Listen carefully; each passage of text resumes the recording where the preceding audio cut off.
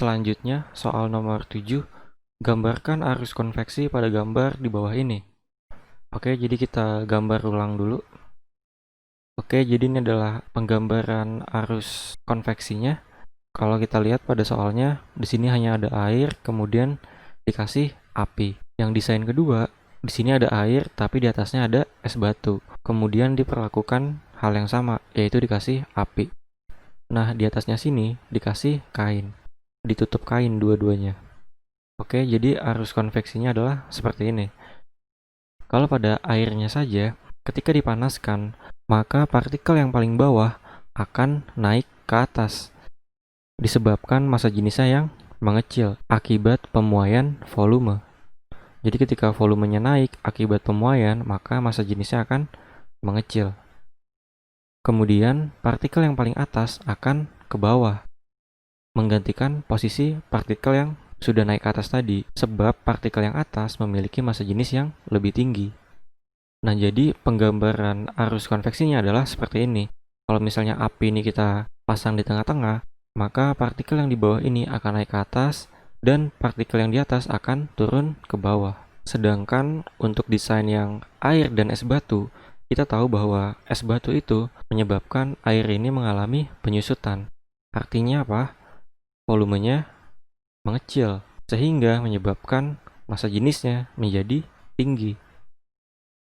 Akibatnya, partikel yang ada di atas ini yang terkena es batu akan mengalami penyusutan, sehingga dia akan memiliki massa jenis yang lebih tinggi. Dia akan ke bawah, kemudian ketika dia ke bawah, dia mengalami pemuaian, sehingga volumenya akan menjadi tinggi lagi dan massa jenisnya menjadi kecil lagi. Kemudian partikel yang ke bawah tadi akan ke atas lagi dan mengalami siklus yang sama. Oke. Selanjutnya soal nomor 8, bagaimana termos dapat mencegah perpindahan kalor baik secara konduksi, konveksi maupun radiasi. Untuk memahami hal ini, kita buat dulu desain dari termosnya. Nah, ini adalah desain termosnya. Pada bagian atas ini, yang warna coklat, itu terdapat sumbat. Sumbat ini biasanya terbuat dari plastik atau gabus, yang merupakan isolator yang baik, sehingga akan mencegah terjadinya konduksi. Kemudian, di sini yang warna abu-abu itu adalah dua lapis gelas, yang merupakan bahan isolator. Gelas ini dilapisi dengan perak yang mengkilat. Mengapa digunakan perak yang mengkilat? Sebab perak yang mengkilat artinya warnanya tidak hitam. Artinya E-nya itu sangatlah kecil. Sebab kita tahu bahwa pada persamaan radiasi, emisivitas itu sangat bergantung dengan daya radiasi. Sehingga kalau nilai E-nya kecil, maka daya radiasinya juga kecil. Sehingga penyerapan kalor oleh bahan ini juga semakin kecil. Selanjutnya, di sini juga diisi oleh ruang hampa. Jadi di antara dua gelas ini dibuat ruang hampa udara, sehingga panas tidak bisa lewat menggunakan konduksi dan konveksi. Kemudian yang warna pink ini adalah wadah luarnya. Jadi cukup jelas ya, pada bagian sumbat dia mencegah konduksi. Pada bagian ruang hampa udaranya, dia mencegah konduksi dan konveksi. Dan pada bagian yang mengkilatnya ini, dia mencegah radiasi. Jadi itulah mengapa termos dapat mencegah perpindahan kalor baik secara konduksi, konveksi maupun radiasi. Oke. Selanjutnya soal nomor 9, semangkuk air dan semangkuk alkohol yang ukurannya sama diletakkan di atas meja di dekat jendela pada siang hari yang cerah. Ternyata volume kedua zat cair itu berkurang. Namun, alkohol lebih banyak berkurang dibandingkan dengan air. Manakah penjelasan yang paling tepat terhadap kejadian itu? Pilih yang paling tepat dan jelaskan. Oke, jadi pilihan yang pertama, yang A, semua cairan menguap. Ini umum ya. Kemudian yang B, alkohol mendapatkan kalor yang lebih banyak daripada air. Ini mesti dibuktikan dulu. Kemudian yang C, zat cair tertentu menguap lebih cepat dibandingkan dengan jenis zat cair yang lain. Ini mesti dibuktikan juga. Yang D, zat cair hanya menguap saat hari cerah, artinya pada siang hari ya. Ini umum, karena siang hari itu panas. Yang E, air lebih panas dibandingkan dengan alkohol. Yang ini mesti dibuktikan juga ya. Kemudian untuk menjawab hal ini kita pahami dulu bahwa kalor jenis air itu adalah 4200 Joule kilo Kelvin. Sedangkan kalor jenis alkohol adalah 2400 Joule kilo Kelvin.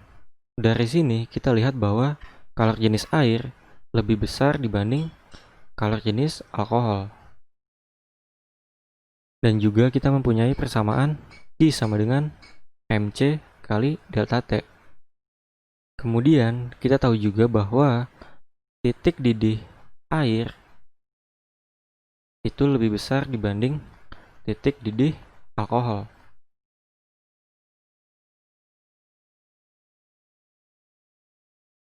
Titik didih air adalah 100 derajat Celcius, sedangkan titik didih alkohol adalah sekitar 78 derajat Celcius.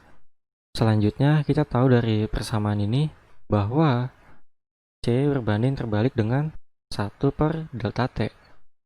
Seandainya saya mempunyai kalor jenis sebesar 20, kemudian saya juga mempunyai suhu awal misalnya 20 derajat Celcius sampai suhu akhirnya misalnya 40 derajat Celcius. Kemudian saya juga mempunyai kalor jenis yang lebih kecil dibanding ini, misalnya 10. Sehingga kesebandingannya adalah 1, suhu awalnya tadi 20. Nah, suhu akhirnya ini pastilah berbeda, sebab kita tahu bahwa C berbanding terbalik dengan 1 per delta T. Itu artinya kalau kalor jenisnya itu kecil sekali, maka delta T-nya semakin tinggi, sehingga selisihnya semakin tinggi. Di sini bisa saja kita tulis 80. Dari data ini, kita bisa lihat bahwa kalor jenis yang lebih kecil mencapai suhu yang lebih tinggi dahulu dibandingkan kalor jenis yang lebih besar, sehingga alkohol akan mencapai suhu T lebih dahulu.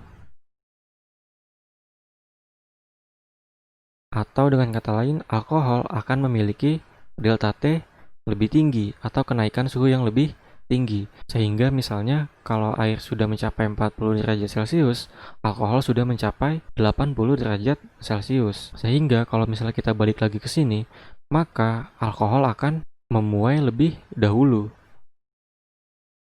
Akibat dia memiliki kenaikan suhu yang lebih dahulu dan memiliki titik didih yang lebih kecil dibandingkan air, sehingga alkohol akan menguap lebih banyak.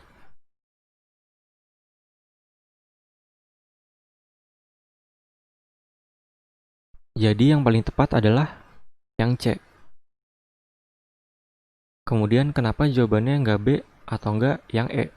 Untuk menjawab hal itu, kita akan memakai persamaan radiasi, yaitu E emisivitas Stefan Boltzmann konstan, A luas permukaannya dikali suhu pangkat 4. Kalau kita lihat di sini, radiasi bergantung pada emisivitas atau warna dari bendanya. Tapi kita tahu bahwa warnanya alkohol sama air itu hampir sama, sehingga ini adalah faktor yang dikecualikan. Kemudian ini ada konstanta, ini juga tidak mempengaruhi. Kemudian luas permukaannya, kita tahu di soal dikatakan bahwa ukurannya sama, sehingga A juga diabaikan. Satu-satunya yang mempengaruhi adalah yang suhu ini, yaitu alkohol lebih cepat mengalami kenaikan suhu, sehingga yang B ini bisa dikatakan benar, tetapi bukanlah yang paling tepat, sebab faktor utama yang paling penting dalam penguapan adalah titik didihnya, yaitu titik di mana dia akan berubah menjadi uap atau gas. Sedangkan jawaban yang E kontradiksi dengan jawaban yang B, sehingga ini otomatis salah. Jadi jawabannya adalah yang C. Oke,